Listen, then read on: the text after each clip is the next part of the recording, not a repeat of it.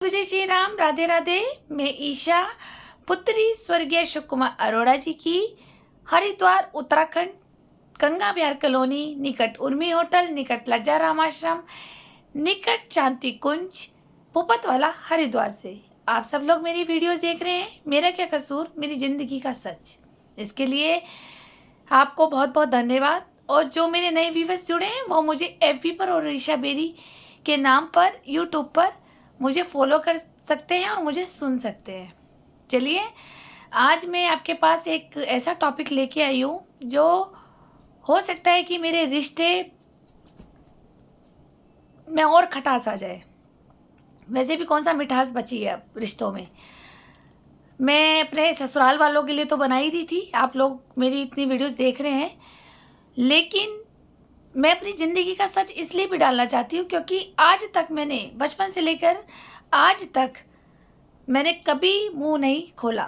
जो मेरे साथ होता चला गया वो मैं अपना कर्मा समझ के, अपना नसीब समझ के और ईश्वर की मर्जी समझ के, ईश्वर का न्याय समझ के, ईश्वर का जो वो मेरे को दंड भी दे रहे होंगे शायद इस रूप में, वो समझ करके मैं चुप रही। पर मेरा चुप रहना अगर मेरे को एक सामाजिक प्रतिष्ठा पे दाग लग रहा हो, मुझे मानसिक प्रताड़ना मिल रही हो, जो अननेसेसरी, जो मेरे को लगता है कि मैंने कभी किसी का कुछ नहीं किया है, जिसका किया वो आकर के मुझे बता सकता है, मीडिया के सामने बता सकता है, तो वो मुझे बता सकता है। मैं आज इस टॉपिक पे ये वीडियो बना रही हूँ ताकि, देखो, मेरे को नहीं पता मेरी बहन जिंदा है मर गई है, लेकिन हाँ, मैं ये वीडियो बना करके छोड़ करके मरना चाहती हूँ ताकि उसको ज़िंदगी का सच्चाई पता हो। अगर वो जिंदा है, मुझे तो ये भी नहीं पता कि वो जिंदा है या मर गई है, हिमानी अरोड़ा। मेरी ज़िंदगी का जो सच है, जो मेरे साथ हुआ है, जो हमारे माता पिता जी के साथ हुआ है, वो इस लड़की को कुछ नहीं पता। क्योंकि जब तक ये छोटी थी, पापा को ठीक नहीं लग रहा था कि मैं इसे बताऊं, हिमानी को। लेकिन जब ये बड़ी हुई तो जवान जोरी तो इसकी इतनी लंबी हो गई, शायद आप लोग भी नहीं बर्दाश्त कर सकते। मैंने किया इसको बर्दाश्त, शायद पापा भी नहीं कर पाते इसकी बदतमीजी। लेकिन पापा समय से पहले चले गए। मम्मी हमारी मानसिक प्रताड़ना में थी थोड़ा, तो वो क्या समझाती। चलिए, आज मेरा एक टॉपिक ऐसा है, अभी तक तो आप सुन रहे थे बेरियों के खानदान की स्टोरी और गंगा बिहार की स्टोरी। आज मैंने सोचा क्यों ना मैं अपना भी और सच बताऊं। ये कड़वा है, बहुत कड़वा है, ये रियलिटी भी है। ये आज शनिवार है और कहते हैं शनिदेव दंडाधारी न्यायाधीश होते हैं, इसलिए मैंने ये दिन चुना था कि मैं अपनी जिंदगी का सच शनिवार को बोलूंगी, क्योंकि मुझे शनिदेव देख रहे हैं और जिन्होंने मेरे साथ किया है वो भर भी रहे हैं और जो बचे हुए हैं वो भरेंगे भी, क्योंकि शनिदेव दंडाधारी से कोई नहीं बचा। वैसे तो ये कोई भी ईश्वर से नहीं बचा, सभी न्यायाधीश है, लेकिन शनि का प्रकोप बड़ा खतरनाक होता है और इसीलिए मैंने ये शनिवार चुना था। ये वीडियोस आज जो मैं बना रही हूँ, जो टॉपिक है, ये मेरी ज़िंदगी का सच है और ये शायद आप लोगों को, समाज को बुरा भी लगेगा, लेकिन उनको भी बुरा लगेगा जिन्होंने ये हरकत करी है। तो लगता रहे, क्योंकि अब मुझे मौका मिला है पहली बार बोलने का, जो मैं बोल सकती हूँ, अपना मन की बात रख सकती हूँ, समाज के सामने रख सकती हूँ। क्योंकि इसका जो मेरे को नुकसान झेलना पड़ा, वो नुकसान मुझे सामाजिक प्रतिष्ठा और मानसिक प्रताड़ना जो मेरे को और मेरे पिताजी को झेलनी पड़ी, और यहाँ तक कि अरोड़ा फैमिलीज को भी झेलनी पड़ी, अरोड़ा फैमिलीज को भी झेलनी पड़ी। वो कौन है, चलिए मैं आप बताती हूँ वो कौन है। जिसको ये टॉपिक सुनना है वो सुन सकता है, जिसको बोरिंग लग रहा है तो प्लीज़ भाई इसको शेयर करें, और वो भी नहीं कर सकता तो कोई बात नहीं, मेरी दिल की बात है, मैं आप लोगों के समाज के बीच में रखूंगी। जब मेरी बेइज्जती, झूठे आरोप, सब कुछ समाज के सामने ही बोले गए हैं ना, समाज में ही बोले गए ना, तो मैं भी अपना सच समाज के सामने ही रखना चाहूँगी। पहले तो मैं आप लोगों से पूछना चाहती हूँ, अंकल लोग, भाई लोग, जितनी भी समाज में हमारे मनुष्य बने हुए, किसकी मौसी या मौसा ऐसा होता होगा। मौसी और मौसा पे आज मेरे नानको का चैप्टर, ठीक है, क्योंकि बहुत ज़्यादा हरेसमेंट हुआ है। मुझे बताइए कि ये सही हुआ था या गलत हुआ था। एक बहन बहन की दुश्मन होती है। मैं नींबू घेर मोती बाजार में रहती हूँ, मैं जल्दी जल्दी बोलूँगी नहीं तो लेंथी हो जाएगी वीडियोस। मैं मोती बाजार नींबू घेर में रहती हूँ मतलब रहती थी मेरी अरोड़ा फैमिली, यानी मेरे पापा अशोक कुमार अरोड़ा जी, मेरे दादा किशन दास काका जी, सब वहीं मोती बाजार नींबू घेर में रहते थे। वहीं पर ही उस कॉलोनी में पतंग वाले, आप जानते होंगे, पवन मल्होत्रा जी, और जो ये पतंग वाले हैं, जो हन्नी सन्नी भाई हैं, ये तो बहुत अच्छे हैं, पता नहीं इनको पता होगा अच्छे हैं या बुरे हैं, लेकिन मेरी नज़रों में अच्छे। तो मानसरोवर में जिनकी सन्नी कटपीस की दुकान है, ये भी मोहल्ले में रहते थे। मेरी बड़ी मौसी जो रानीपुर मोड़ पे रहती हैं, उनकी शादी पहले यहीं हुई थी। यहीं रानीपुर मोड़ पे कोई घर नहीं था उनका, पहले ससुराल इनका यहीं था, जहाँ मेरे दादी औरों का घर है, दादी का, मेरी शांति अरोड़ा दादी का घर है। वहीं पर ही मेरी मौसी की पहले शादी हुई पवन मौसा जी से। पवन मौसा जी से शादी हुई, बड़ी बहन की वहाँ शादी हो गई। तब इन्होंने क्या देखा कि अरोड़ा फैमिली में भी एक अशोक अरोड़ा जी है लड़के, तो इन्होंने, इनके मन में विचार आया क्यों ना मैं अपनी बहन की शादी कर दूं। अब देखिए, मैं अपनी बहन की शादी एक अमीर खानदान में करना चाहती थी, हिमानी अरोड़ा की, कि मेरी लड़की अगर गाड़ी से भी पैर उतार रही है तो उसके नीचे एक पायदान रखने के लिए एक नौकर साथ चलता हो, उसके लिए उसकी चप्पल भी पहनाने वाला उसके साथ एक नौकर चलता हो। मेरे ऐसे विचार थे और मैं ऐसे ही घर ढूंढे भी हैं, हिमानी को पता भी है, मैंने कितने हाई प्रोफाइल्स के घर ढूंढे हिमानी के लिए। ठीक भैया, मेरी तो बेटी थी, वो मेरी बहन कोई थी। अब हर एक माँ तो चाहेगी ना, हर माँ, लेकिन कलयुग की माँ नहीं, रूमा बेरी ऐसी माँ नहीं। और एक मेरी मम्मी रजनी अरोड़ा की तरह, ठीक है, वो शातिर नहीं थी, तो परेशान तो मेरे पापा को उसने बहुत किया है ना। जो इन लोगों को, मेहता फैमिली को लगता है कि बहन को वहाँ डाला अरोड़ा जी के घर में और बला टली, इन्होंने ये काम करा। अब बड़ी बहन जो है हमारी नंबर 1 वाली मौसी जी, मैं नाम नहीं लूँगी, चलो अब तो आपको सबको पता ही है, नाम लेने में भी कोई दिक्कत नहीं है, कौन सा इन्होंने क्राइम कर दिया। लेकिन फिर भी एक मानसिक प्रताड़ना और सामाजिक प्रतिष्ठा गिराने में इन्होंने इतना पूरा सहयोगदार है इनका, जिसको मेरे पापा को, मुझे और मेरे अरोड़ा फैमिली को झेलना पड़ा। कैसे? जब मेरी मम्मी छोटी बहन थी मेरी बड़ी मौसी से, इन्होंने देखा कि अशोक कुमार अरोड़ा जी अच्छे से लड़के हैं, चलो बहन की शादी कर दो। तो इन्होंने ये नहीं देखा कि देखा नहीं देखा मुझे नहीं पता, इन्होंने लड़का देखा, मेरी बड़ी मौसी ने मेरे बड़े मामा और नानी को बता दिया कि भाई हाँ, मेरी मम्मी रजनी अरोड़ा के लिए लड़का देख लिया है। अब पहले ज़माने में इतनी छानबीन होती नहीं थी, पहले ज़माने में पढ़ाई की वैल्यू नहीं होती थी, पहले ज़माने में तो ऐसा छानबीन होती नहीं थी, कुछ भी नहीं होती। नाना जी तब जिंदा नहीं थे हमारे, तो बड़े मामा जी भी अनमैरिड थे और नानी थी, और ये 5 बहनें थी, मतलब मेरी 4 मौसियाँ हैं, आप समझ लीजिए, मेरी मम्मी को मिला के 5 बहनें थी हैं और 2 मेरे मामा। इन्होंने, हमारी बड़ी मौसी ने इनको सूचना दी तो इन्होंने आंख मीच के यस कर दिया और मेरी मम्मी पापा की शादी करा दी। उस शादी में जो जैसी भी इन्होंने शादी करी दिल्ली जाके करी इन्होंने, मेरे पापा के पास कोई रोजगार नहीं था।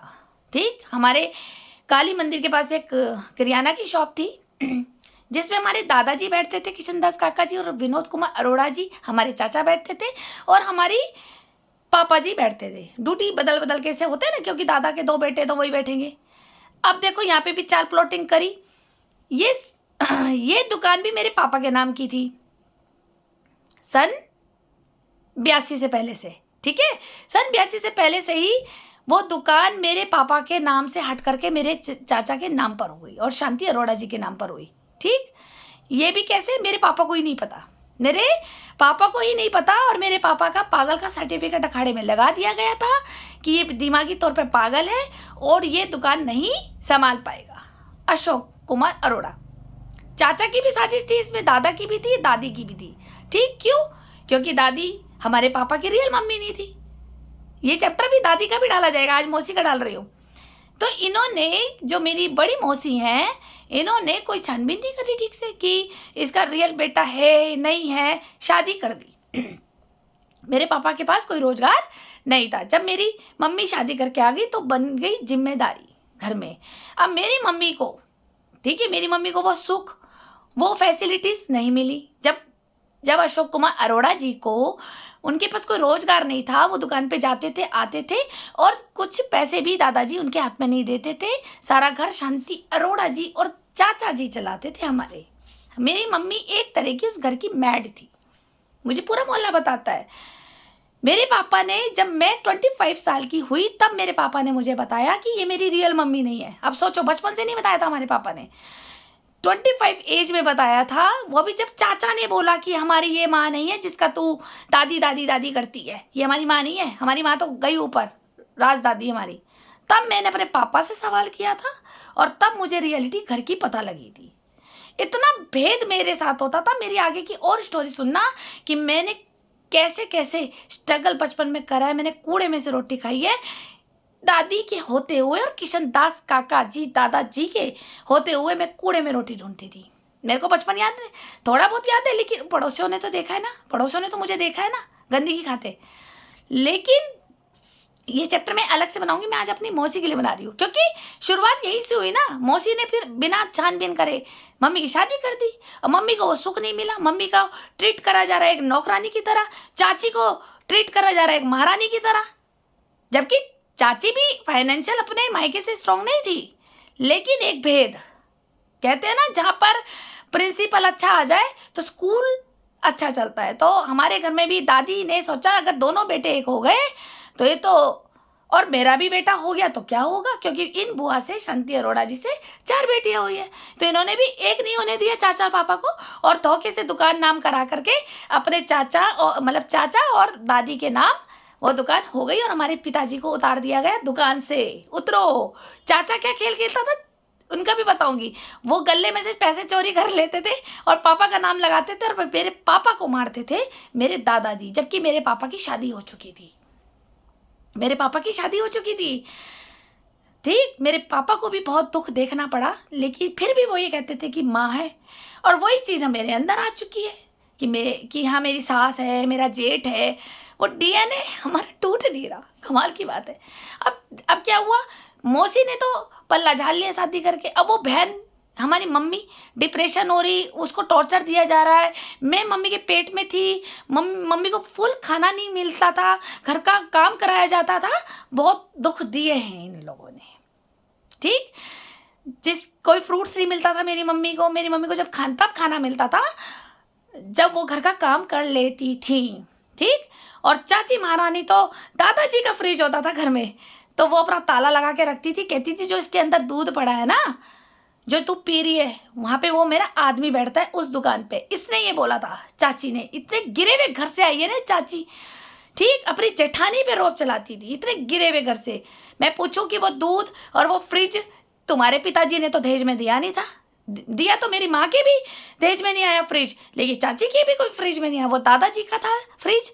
और वो दादाजी के फ्रिज में वो मेरी चाची ताला मार के रखती थी। घर एक था, कमरे ही बटे हुए थे। आप लोग मोहल्ले को जानते हो, हमारा घर बड़ा है, अपने अपने रूम में सब रहते थे। लेकिन फिर उसके बाद इतना स्ट्रगल हुआ इन मौसी ने हमें बचपन में, जब मैं बड़ी हो गई, थोड़ा 2-4 साल की हो गई, 5 साल की हो गई, मैं जोगीबड़ी स्कूल में पढ़ती थी, तो हमारे मौसा जी की विष्णु घाट पे जहाँ पकोड़े की दुकान है फेमस पुरानी, वहाँ पर तीसरी वाली दुकान कपड़ों की थी। आप जानते होंगे, पतंग भी बेचते थे और कपड़े भी बेचते थे मौसा जी हमारे। तब हमारे पास कोई रोजगार नहीं था। मेरे पापा ब्रेड सप्लाई करते थे, जो ब्रेड बिस्किट बंद होते हैं वो अपना सुबह 3-4 बजे साइकिल पर निकल जाते थे और स्टोर से उठाते थे, और पूरे खड़खड़ी तक सारे चाय वाले बताते हैं जितने भी हैं कि सुबह 3:30 बजे पापा आकर के सारी ब्रेड और बिस्कुट सप्लाई कर जाते थे। तो मेरे पापा ने बहुत ठंड में स्ट्रगल करा उन्होंने। तब वो 2-4 पैसे कमा के लाते थे, तब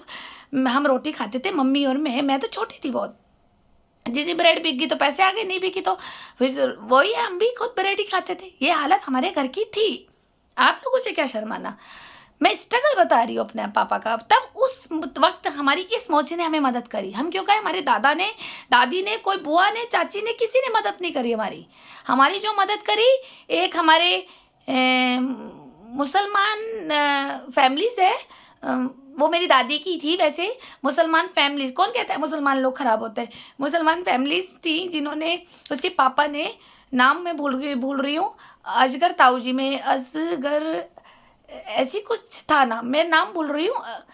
तो वो शहनाज ताई जी का नाम याद है मुझे, उन्होंने मेरे पापा को सपोर्ट करा और क्या ना बोलते मेरी इन मौसी ने सपोर्ट करा। ठीक है, मेरे को जैसे छुट्टियां हो जाती थी तो मैं मौसा जी के घर चली जाती थी, मम्मी छोड़ाती थी, कभी पापा छोड़ाते थे। हम बहुत गरीब थे, साइकिल थे हमारे पास। ये उस वक्त के ज़माने की बात है जब रानीपुर मोड़ पे जहाँ नीता मेरा का क्लिनिक है, जहाँ देवभूमि हॉस्पिटल है, उस एरिया में पूरा जंगल था। आप याद करो, उस ज़माने की बात है ये, आप 30 साल पहले चले जाइए। ठीक, तो उस ज़माने की बात है जहाँ गंगा जी के पत्थर भी गिरते थे। मैं पत्थरों में खेलती थी जब मैं मौसी के घर के जाती थी, तो मेरी मम्मी छुट्टियों में वहाँ छोड़ाती थी। क्यों? क्योंकि मुझे दूध तक नहीं मिलता था घर में। मेरे हालात ख़राब थे, हमारे घर के हालात ख़राब थे, सिर्फ रोटी और दाल ही मिलती थी। पापा जितना कमा पाते थे वही खाते थे हम लोग। मेरी मम्मी ने फिर भी धंधा नहीं करा रूमा बेरी की तरह। सोचो, जिसकी बच्ची को दूध ना मिल रहा हो। मेरी मम्मी क्या करती थी, मौसी के घर जैसे 2 छुट्टी पड़ी चल मौसी के घर, चल 4 छुट्टी पड़ी चल मौसी के घर। हाँ, इनके घर में अच्छा खान पान था। मौसा जी की दुकान थी, आपको बता ही दिया। इनके घर में अच्छा दूध आता था, मासी अच्छा खाना खिलाती थी, अच्छी चीज़ें खिलाती थी, फ्रूट्स बिस्किट्स जो होता था, अच्छा पालन पोषण मुझे इनके घर में मिलता था। और ये रात को दूध भी देती थी। उस वक्त वो दूध पी करके मुझे लगता था कि जैसे मैं अमीर के घर आ रही हूँ।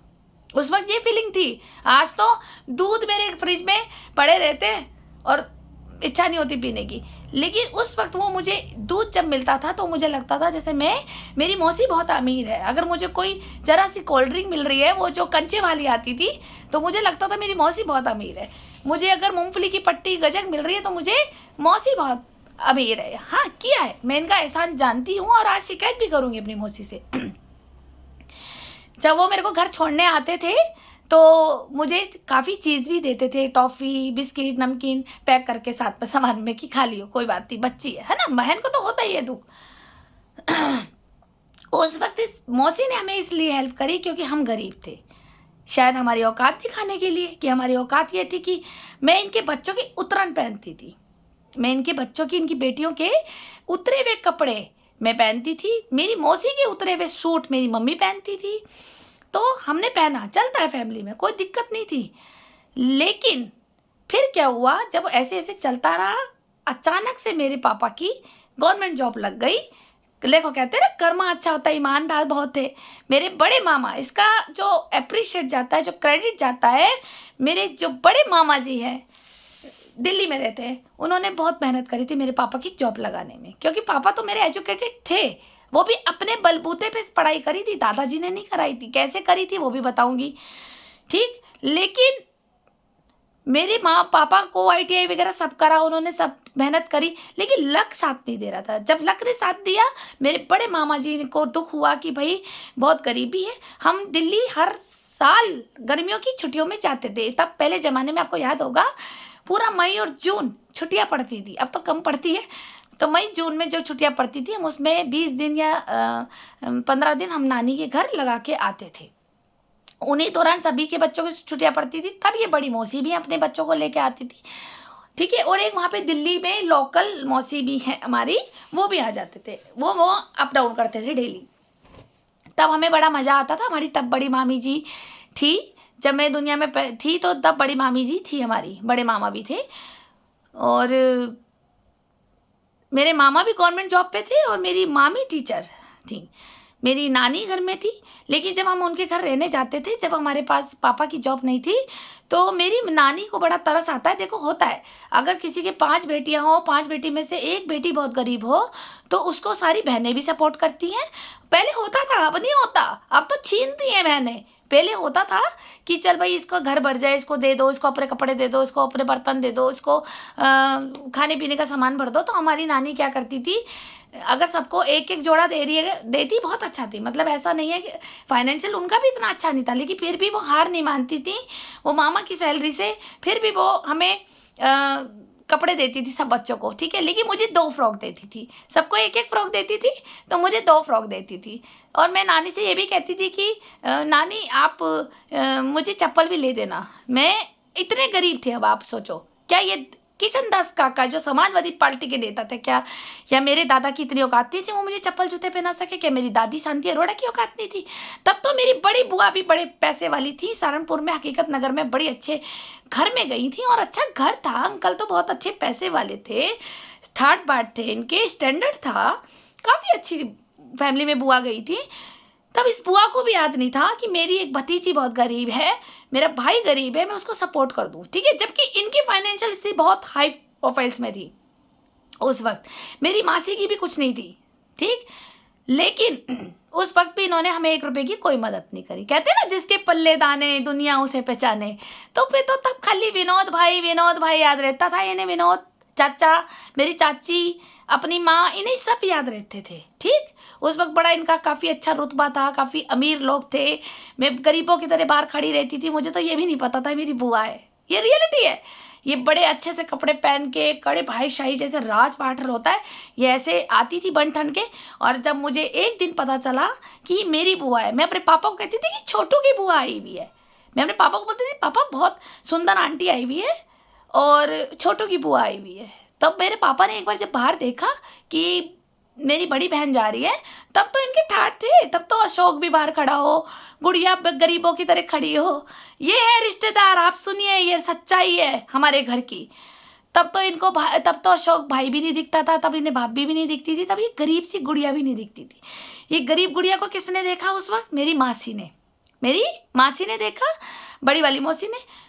और दूसरा जो मैं शहनाज ताई जी बोल रही हूँ, जो मुसलमान भाई लोग थे, मेरे पापा से फैमिली से अच्छे थे तो इनके भी अच्छे थे, ठीक। बस इन्होंने सपोर्ट करा मुझे, बाकी मैं नहीं कहूँगी कि मुझे किसी ने सपोर्ट करा या मेरे पापा को सपोर्ट करा। उसके बाद क्या हुआ कि जब मैं नानी हमें वो चीज़ें ज़्यादा देने लग गई। उस वक्त तो चलो 20-20 रुपए भी होते थे, तो सबको 20-20 रुपए दे देते थे, तो मुझे 50 रुपए नानी देती थी, ठीक। तो ये चीज़ शायद मेरी बड़ी मासी को चुल मची थी कि मेरे बच्चों को 20-20 रुपए देते हैं, एक जोड़ी कपड़े देते हैं, और इसको मेरी छोटी बहन को और छोटी बहन के बच्चों को, यानी कि मेरी मम्मी और मेरे को 50 रुपए दे दिए। उस ज़माने में अच्छे 50 रुपए भी 500 रुपए के ज़माने में होते थे बहुत, मेरा तो 6 महीने चल जाते थे वो 50 रुपए। तो इस तरह से मेरी नानी हमें देती थी, और मैं नानी से जो भी मांग लेती थी। वैसे तो मेरे पापा तो हमें बहुत मारते थे कि किसी से कुछ नहीं मांगना, बहुत पिटाई होती थी, लेकिन फिर भी मैं थोड़ा सा नानी को बोल देती थी, नानी मुझे ना वो वाली टॉफ़ी भी अच्छी लगी, आप मुझे ना थोड़ी सी वो टॉफ़ी भी ला के दे देना। वो बड़े मामा से वो मेरे को टॉफ़ी मंगवा देती थी, काफ़ी अच्छी मात्रा में मामा मेरे को पैकेट ला के दे देते थे। तब वो आधा किलो की टॉफ़ी का पैकेट भी 20-25 रुपये का आता था, जो पुराने ज़माने में पान वाली टॉफ़ी आती थी। तो मामा कहते थे ये ले तू। बड़े मामा ने मुझे बहुत दिया है, मैं क्यों कहूँ, मेरे मामा मेरी जान है आज भी। अगर मेरे पापा की तरह है, भगवान उनको स्वस्थ रखे, मैं यही दुआ देती हूँ बड़े मामा को, ठीक। तो इसलिए इनको बच गई चुल, बड़ी मासी को चिड़न हो गई। फिर धीरे धीरे क्या हुआ, एक ब्रेड बेचने वाले की औकात जो थी मेरे पापा की, एक ब्रेड बेचने वाले की अचानक से गवर्नमेंट जॉब लग गई बेचल में, और वो भी टरबाइन इंजीनियर की पोस्ट पे। मेरे मामा की बहुत सिफारिश से हुई ये बात। जब जॉब लग गई तब तो बस हाहाकार हो गया, ठीक। तब तो मेरी इन मासी को भी जलन हो गई। और जहाँ जहाँ मेरे पापा बैठते थे, मेरे पापा ना एक खास घर में भी बैठते थे, ठीक, उनको भी चुल मच गई। क्योंकि कहता ना इंसान आजकल के कैसे हो गए लोग, अपने को नीचे दबा के रखते हैं, है ना, दबा के रखते ना, कि हमारी चप्पल चाटे, हमारे आगे रोए, हमारे आगे मांग करके खाए। हर एक बंदा ऐसा चाहता है, लेकिन मैं नहीं चाहती ऐसा। मैं तो कहती हूँ भगवान सबको दे कि कोई मुझसे उधार ना मांगे मुझे, क्योंकि मेरा तो जो उधार ले जाता है वो मुझे देता ही नहीं। सही सी बात है। मैं तो बहुत डरती हूँ, अगर कोई मुझे कहते 10,000 दे दे, मैं तो कहती हूँ भैया सबका घर भर दो, मुझसे ना मांगो। अब तो मेरे तो बहुत नुकसान खा लिया है। तो ये चीज़ इनके माइंड में चलती रहती थी कि अरे ये तो बेचल एम्प्लॉय हो गया, अब तो राजपाट आ गए। फिर जैसे पापा की जॉब लग गई गवर्नमेंट, तो हमारे राजपाट भी बढ़ने लगे, धीरे धीरे घर का सामान भी आने लग गया, टीवी भी लो, फ्रिज भी लो। एक ठंडे पानी के लिए चाची हमें बर्फ़ नहीं देती थी, ताले मार के फ्रिज में रखती थी, जबकि वो फ्रिज दादाजी का था, ठीक। कोई बात नहीं, कर्मा भोगना होता है, भोगना पड़ेगा इन सबको, ठीक। उसके बाद फिर जब हमारे ठाट बाट आ गए, तो हमारी इन बड़ी मौसी को हो गई चुल। अब इन्होंने क्या करा कि अब अच्छा हम हम सिंसियर थे बचपन से, हम बहुत सिंसियर थे क्योंकि पापा के डर से थे। हम बहुत डिसिप्लिन से बात करते थे, बहुत तरीके से बात करते थे और खाना भी कम खाते थे। हमारे पापा ना 2 ही रोटी देते थे, तीसरी रोटी देते नहीं थे, चाहे पेट खाली रह जाए। क्यों? वो ये कहते थे कि भैया घर में अगर आज 4 खाओगे तो तुम रिश्तेदारों के घर में भी खाओगे, तो 2 ही खाओ। तो ये हमारी वाह भी होती थी। अशोक जी के बच्चे बहुत बढ़िया है, अशोक जी के बच्चे, मैं पढ़ने में भी इंटेलिजेंट थी। मेरे बचपन से लेकर अब तक के सारे सर्टिफिकेट है, जिसमें मेरी जोग्यवाड़े में फर्स्ट डिवीज़न आई है 5th तक, और 6 से लेकर के मेरी 12th तक सेकेंड आई है। फिर उसके बाद मैं एक बार 10th में रह गई थी 1 नंबर से, क्योंकि मेरे पास साइंस साइड थी, तो मैं बीमार हो गई थी, तो उसमें मेरे एग्जाम में ठीक नहीं होगी, मैं 10th में रह गई थी। फिर दोबारा मैंने 10th साइंस साइड से करा, फिर मैंने आगे की पढ़ाई करी, कॉलेज करा, सब में मेरी सेकंड डिवीज़न, अच्छे नंबर से मैं पास हुई। मैं पढ़ने में भी होशियार थी, चाची जानती, क्योंकि जब मैं पास होती थी, डिवीज़न लेके आती थी, हाई अच्छे मार्क्स लेके आती थी, तो मेरे पापा मिठाई लेके आते थे, तो सबको, पूरे परिवार को, दादी को, चाची को, सबको खिलाते थे। अब ये चाची को भी चुल थी कि गुड़िया पढ़ने में क्यों अच्छी है, गुड़िया पढ़ने में क्यों है, भाई साहब की तो वाह होती है, सब बच्ची सब मोहल्ले में कहते हैं अरे अशोक की लड़की तो बहुत होशियार है पढ़ने में। आप लोगों को पता ही है ना, मोहल्ले में सब ने, चाची को अलग चुल मच गई, इधर से इन मासी को भी मच गई, क्योंकि शायद इन बच्चों की डिवीज़न नहीं आई, क्योंकि इनकी बेटी सेवा सदन में मेरे साथ पढ़ती थी, मेरी डिवीज़न आ जाती थी।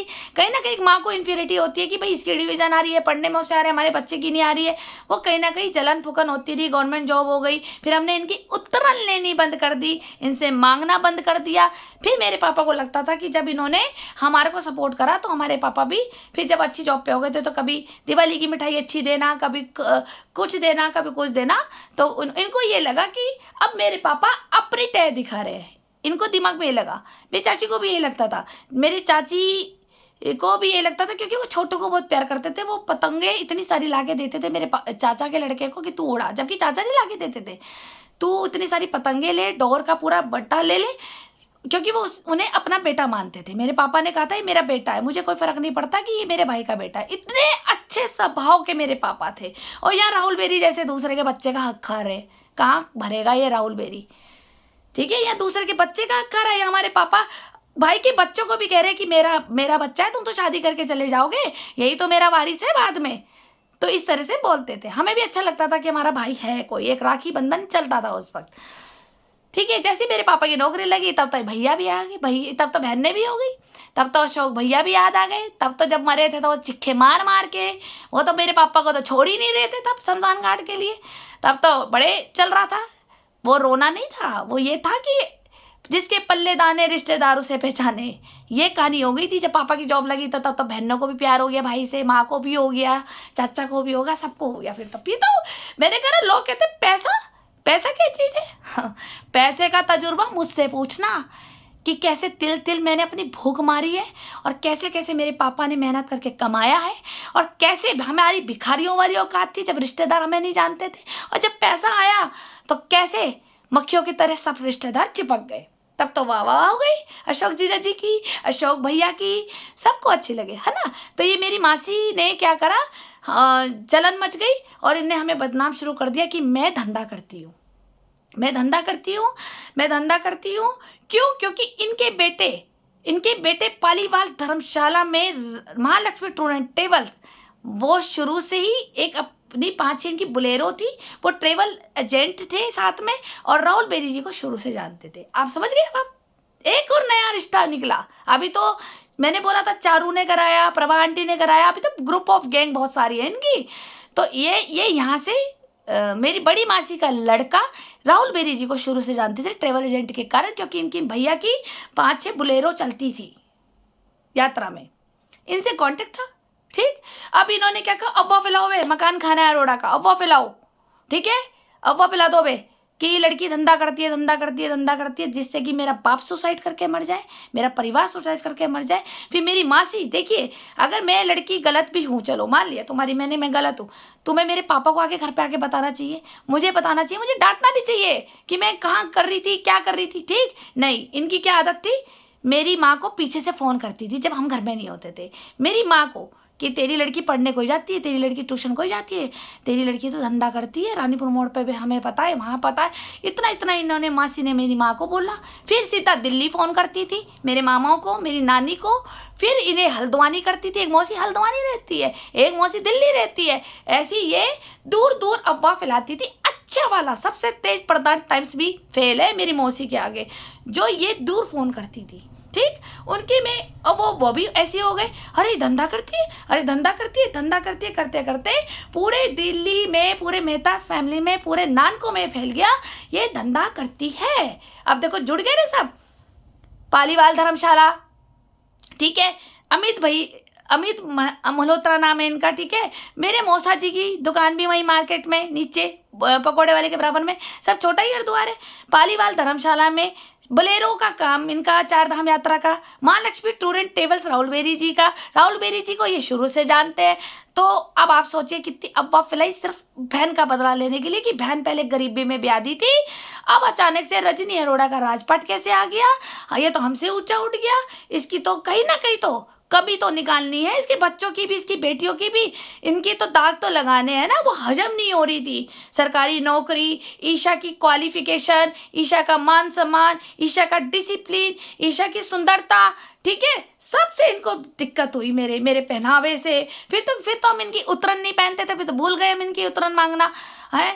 तो इस तरह से ये है बहनें, और वही गुण मेरी बहन के अंदर आया। बहन बहन के खिलाफ आ गया ना डीएनए। मेरा तो आ गया पापा अशोक कुमार अरोड़ा जी का, ईमानदारी से चलो, सब प्रभु देख रहा है, सजा वही देगा, न्याय भी वही देगा, और अपना कर्मा समझ के चुप हो जाओ, किसी को गलत ना बोलो, ना किसी के बदनाम करो। पापा तो मुझे ये सिखा के गए। लेकिन हमारी ईमानी के अरोड़ा के अंदर मौसियों का आ गया, मेहता फैमिलीज का आ गया, किस तरह से मेंटल हैरेसमेंट हुई। फिर मैं दिल्ली गई अगले साल, जब हम जाते थे नानी के घर, तब मेरे मामा भी मेरे पे चिल्ला पड़े तब, कि तेरे से तो ऐसी उम्मीद नहीं थी, तू ऐसी बन गई वैसी बन गई। मैंने कहा कैसी बन गई, मुझे समझ ही नहीं आई। फिर मेरी नानी ने बताई मुझे कि मुझे तेरे बारे में ये सब बातें पता लगी, मुझे बताया किरण ने। मैं इतना रोई हूं ना, घुट घुट के, वो एक एक आंसू भगवान के आगे मेरे गिरे, ये भर भी रहे। अब सोचिए ना, ये इतने शरीफ खानदान के हैं, ठीक, 48 साल का इनका बेटा हो रहा है, करोड़ों की संपत्ति है रानीपुर मोड़ पे, ठीक, इसकी शादी नहीं हो रही है। अब बुरा लगता है तो लगे, मेरे भी तो लिए तुम ऐसे बोलते थे, कल कर्मा तो लौट के आएगा ना। इनके बेटे की शादी नहीं हो रही, मौसा जी दुनिया छोड़ के चले गए। एक बेटी की शादी हुई, और वो भी 1 साल पूरा अपने ससुराल दी रही, और तलाक लेके अपने घर पे आई हुई है। वो तब से तो 2018 में शादी हुई थी उसकी, तो वो 5-6 महीने वहाँ रही है, और उसके बाद उसका तलाक हो गया है, ठीक है, और वो अपने घर में रह रही है। अब आप जान लीजिए, किसी की लड़की के साथ तुम गलत करोगे, वो भी नाजायज, तो क्या ईश्वर तुम्हें छोड़ देगा? फिर क्या हुआ देखिए, कि क्या आपकी भी मासी ऐसी है, इसने अफवाह फैला दी। फिर मैं एक बार दिल्ली गई तो मैं दिल्ली वाली मौसी कह रही, हमने तो किरण से सुना था तू ऐसे ऐसे काम करती है, तो अगर तुझको सच्चाई देनी है तो तू एक काम कर, मैं तेरे को अगर गायनेकोलॉजिस्ट से चेकअप करा दूँ, तेरा वजाइनल एरिया, क्या तू सही निकलेगी, तेरा मतलब ओके निकलेगा? ये है मेरी मासियाँ किसकी होती है, बताइए जरा, कमेंट सेक्शन में करना जरूर। ये मेरी मासी ने मुझे बोला, गायनेकोलॉजिस्ट से तेरा वजाइनल एरिया मैं चेक कराऊंगी, क्या तू कुंवारी है, तब मैं तेरे पक्ष में बोलूंगी। अपनी लड़कियां चाहे कुछ भी कर लें, इनके बच्चे, हम करें तो कैरेक्टर ढीला, और इनके करें तो फैशन है। ये तो दिल्ली का फैशन है। ये इस तरह की मेंटालिटी के लोग हैं। कहने को मेरी वो टीचर बहुत हाई, सॉरी, मेरी मौसी की एजुकेशन बहुत हाई है, मेरे मौसा जी की भी, वो दिल्ली में जो रहते हैं, ठीक है, उनके खुद के भी अपने स्कूल है, टीचर हैं वो। उसके बावजूद भी उन्होंने मेरे को वजाइनल एरिया के लिए चेक करने के लिए बोला, और मैं रेडी हो गई, ठीक। डरना किस बात का था? फिर मैं हल्द्वानी रहने गई। जब हल्द्वानी रहने गई तो उसने भी यही बोला, और उनके और भी जो 2-4, जब से वो ज्वाइंट फैमिली में थी, तब उन्होंने सबने बताया कि तुम्हारी जो किरण मासी है ना, बड़ा गंद भगती है तुम्हारे लिए, भाई की लड़की खराब है, लड़की, अरे है भी तो कोई नहीं, पर्दा ढकते हैं। अब मैं मासी से कहूँ, मासी तो पर्दे ढकती है ना बेटियों पे, हैं? अरे बहन की बेटी भी तो अपनी बेटी होती है। मैं तो पड़ोसी की बेटी को नंगा नहीं करती, जबकि यहाँ पे 2 पड़ोसियों की लड़कियों की वीडियो बनी हुई है लड़ाई झगड़े की, ठीक है। मैं फिर भी वीडियो अपलोड नहीं करती कि नहीं, जैसे हिमानी वैसी तिवारी जी की बेटी और वैसी राजकुमार जी की बेटी, नहीं, क्योंकि इनकी शादी होनी है, मैं इनकी वीडियो नहीं डालूंगी लड़ाई झगड़े की, ठीक। मैं फिर भी उनको अपना मान रही हूँ। पड़ोसियों की लड़की की, जिसमें वो पड़ोसियों से मेरा केस चल रहा है कोर्ट में, तो मैंने उनके पर्दे ढके हुए हैं। लेकिन तुम्हारी ऐसी मौसी, अब आ जाओ हल्द्वानी वाली मौसी। हल्द्वानी वाली मौसी के घर जब मैं रहने गई तो इत्तेफाक से नवरात्रि पड़ गए। ये रखती थी अखंड ज्योत।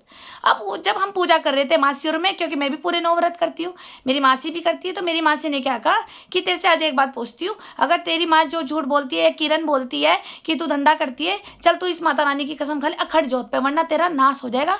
तू ये सोच ले, इतनी बर्बाद हो जाएगी बुरी तरह, दर दर तू सड़क पे आ जाएगी। मैंने कहा ठीक है। इनने में से अखंड ज्योत पे, जो अखंड ज्योत थी उस पे कसम खिलवाई, फिर मंदिर में जाके खिलवाई, फिर मंदिर ले गई, फिर वहां पे भी कसम खिलवाई, और एक जगह और ले गई थी जहाँ पे किसी एक माता जी को भोले भंडारी जी आते हैं, वहां पे कीर्तन सत्संग भंडारे में ले गई थी मेरी मौसी मुझे, जिनके ऊपर भोले जी आते हैं। वहां पे भी कसम खिलवा रही वही कीर्तन में, कह रही ये देख ले इनके ऊपर भोले जी आते हैं, देख तू सोच रही है मैं इससे पूछ लूँ मेरी शादी कब होगी, कहीं ये ना हो कि भोले जी सारे समाज के सामने, कोई भीड़ होती है पब्लिक में, समाज के सामने हमारी इज्जत ना खराब करती हो कि ये बोल दे कि तू धंधा करती है। ये मेरी मौसी के वर्ड थे, कहने को दिल्ली के हैं, ये मेरी मौसी के वर्ड थे। अखंड ज्योत पे इन्होंने कसम खिलवाई। क्या आप लोगों की भी ऐसी मासियाँ हैं?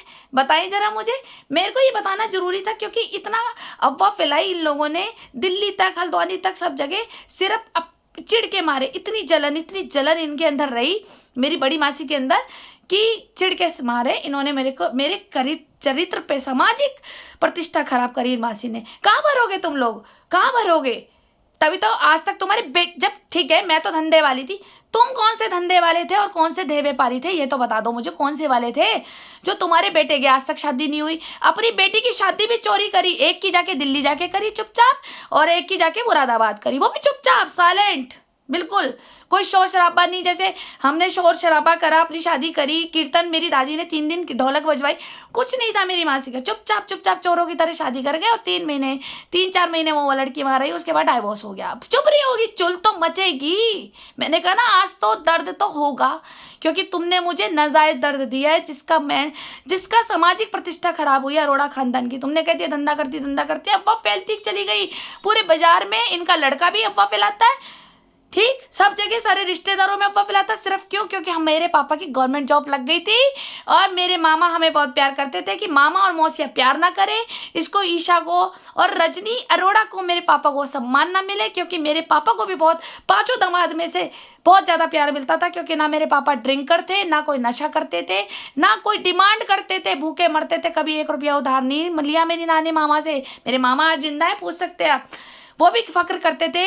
मेरे बड़े मामा तक ने कहा था कि जब मेरे पापा एक्सपायर हुए तो मेरे बड़े मामा के मुंह से बात निकल गई थी कि मेरी बहन मर जाती रजनी तो मेरे को कोई दिक्कत नहीं था, लेकिन मेरे अशोक जिया जी मर गए, इसका गम हमें आज भी है। मेरी नानी को भी बहुत हुआ, वो भी रोते रोते उनके मरने के बाद, वो भी 6 महीने बाद एक्सपायर हो गई थी, उनको याद करते करते। और मेरे पापा कभी भी ऐसे नहीं दामाद बन के जाते थे। सीधा क्या खाते थे? कहते थे सीधा मुझे या तो आप दाल रोटी दे दो या लौकी की सब्जी दे दो। जब उनके घर में कभी लौकी नहीं आती थी, मेरी नानी जब लौकी लेने जाती थी तो सब्जी वाला भी कहता था हरिद्वार वाले दामाद आए हैं क्या अशोक जी?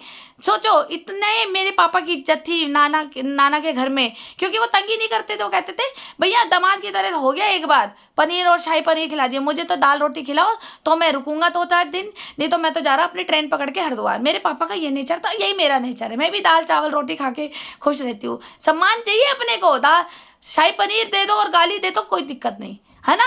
वो नहीं चाहिए मुझे शाही पनीर गाली वाला, मुझे तो सम्मान की दाल रोटी बहुत अच्छी लगती है। मैं अपने पापा जैसी हूँ, खुशी से दाल रोटी खिला दो, नहीं है वो नमक से खिला दो, ठीक।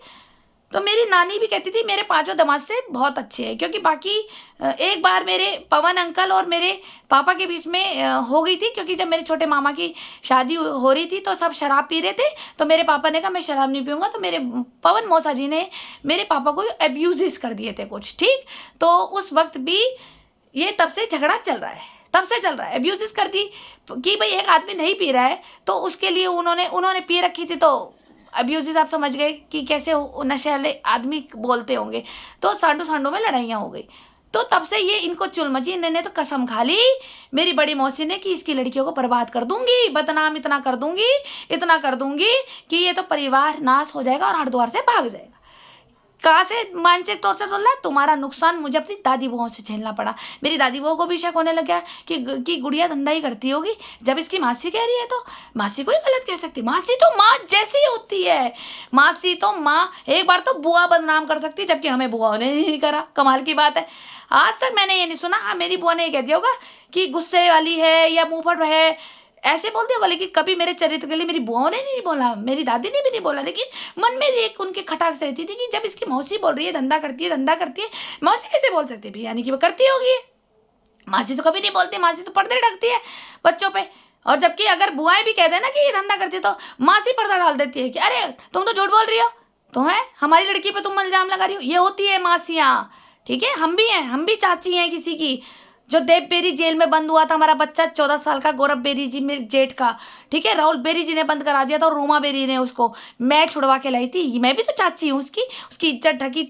उसको 3 महीने की जेल थी, मैंने फिर भी भागा दौड़ी करा के उसको 3 दिन की करवाई। मैंने 3 दिन में हार की हुई उसको जेल, 3 महीने की से लेकर के। मैं भी तो उसके बच्चे पे पर्दा ढक रही थी, ठीक। लेकिन आप जैसी मासिया भगवान किसी को ना दे, मेरे दुश्मन को भी ना दे। जो मेरी दुश्मन की जो लड़कियां हैं, मैं तो उन्हें भी ना कहूँ कि तुम्हारी जैसी सास मिले या तुम्हारी जैसी मासिया मिले, कभी नहीं। कर्मा सबको भोगना होता है। आज इंसान चिढ़ के मारे बदनाम तो कर देता है, पर ये बैक होके आता है। तभी तो आज मैं आपसे एक सवाल करूंगी। आपके पास अच्छी संपत्ति है, अकेला लड़का है, वारिस भी है कि एक बेटी की शादी दिल्ली हो गई और दूसरी बेटी की तलाक हो गया और बेटे को कोई लड़की नहीं दे रहा, तो कुछ तो राज होगा। तभी तुमने मेरी बहन के लिए भी करा। उन्होंने कहा जब हमारी लड़की घर बैठ गई तो इसकी लड़की की कैसे शादी होगी? सुन ले ईमानी, तेरे पीछे इनका भी राज है। फिर हमारी लड़की तो आ गई तलाक लेके। ईशा की लड़की की शादी नहीं होनी चाहिए हिमानी की। ये तो बहुत अमीर खानदान में कर देगी, इसकी तो वाह वाह होगी, इसके तो सारे रिश्तेदार आएंगे। हाँ, फिर बुराइयां भी तो करनी है मुझे। और वही बात हुई जब हिमानी गायब थी, वो वाली भी सारी इन्फॉर्मेशन मामा तक जा रही है, दिल्ली तक। मुझे नहीं बता रही फोन करके कि हिमानी के साथ ऐसा हो गया। ये है मासियाँ, तुम्हारी ऐसी मासियाँ हो तो देश बर्बाद हो जाए। सब देख रहे हैं मेरे पापा, और तुम्हारे खुद के भी पति देव देख रहे हैं, जो मेरे को 2 बार सपने में आ गए थे। अंकल पवन अंकल मेरे सपने में आए और ये तक बोला, मेरे घर में चाय पी रहे थे वो वाले मम्मी वाले घर में मेरे साथ, और कह रहे थे मैं तेरे साथ हूँ। और ये तो बहुत बुरे हैं, इन्होंने तो मेरी ज़िंदगी बर्बाद करी है। ये पवन अंकल ने बोला है। जब वो मुझे दिखे तब मैं पवन अंकल का दान करके आई थी गुरुद्वारे में, ठीक। सोचो, तुम्हारे पितर को भी संतुष्टि नहीं है। जब तुम किसी के बच्चे के साथ गलत कर दोगे तो क्या पितर देख नहीं रहे? अब तो वो पवन अंकल तो पितर बन गए हैं, ये मत सोचना। तुमने मेरी जितनी बर्बादी करी है, झूठ बोल बोल के मैं धंधा करती हूँ। तुम बताओ ना, तुम क्या करते हो जो तुम्हारी लड़की भी वापस आ गई और बेटे की शादी नहीं हो रही है? तुम भी अपना राज बताओ, या वो भी खोल दूं मैं? रानीपुर मोड़ पे हो, नाम तो तुम्हारे चर्चे और पर्चे तो मेरे घर तक भी आते हैं, पर मैं ना मुंह से बोलती नहीं हूँ। आज बोल रही हूँ मैं, पहली बार जिंदगी में।